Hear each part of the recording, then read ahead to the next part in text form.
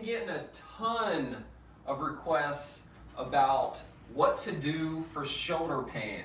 And again, the only thing I can attribute this to is the past year and a half of COVID or whatever, just not being in our normal routine, sitting more than we've been for our lives, but sitting more in the past year because of COVID or whatever.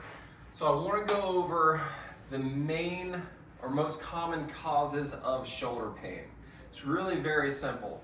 I can honestly tell you that in my career, with the people that I've worked with over my career, 50 plus individuals, if you did not have a trauma, meaning you didn't fall on it, you didn't do something crazy, your shoulder just started hurting out of the blue, you start getting the pinchiitis when you go to raise it forward, or even raising it out to the side and it kind of just grabs you, or maybe reaching behind to tuck your shirt in or undo a bra strap, that's called the pinchiitis. The number one most common cause of that shoulder pain is this.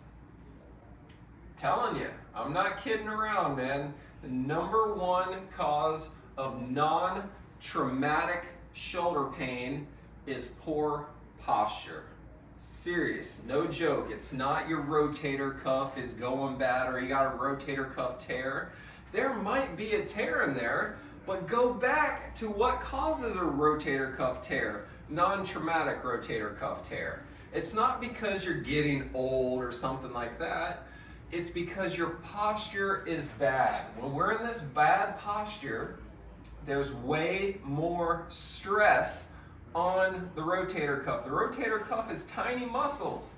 When you're in this position, it puts so much more stress on the rotator cuff than when you're in this position. When you're in this position, you got all these big back muscles that help support your rotator cuff. When you're in this position, you can't use those back muscles and you focus primarily on the rotator cuff, and that's what creates the pinchiitis and rotator cuff tears.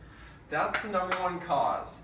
If you want some help with it, very simple. I mean, we've been talking about this, I've been saying this, frontwards, backwards, upside down, you've got to go back to the 2-finger drill. One on the belly button, one on the chest. Pull the belly button in, get that chest up. Really get your chest up. You should feel muscles working back there, and that's going to help take the stress off the rotator cuff. But if it's already flared up, you need my help.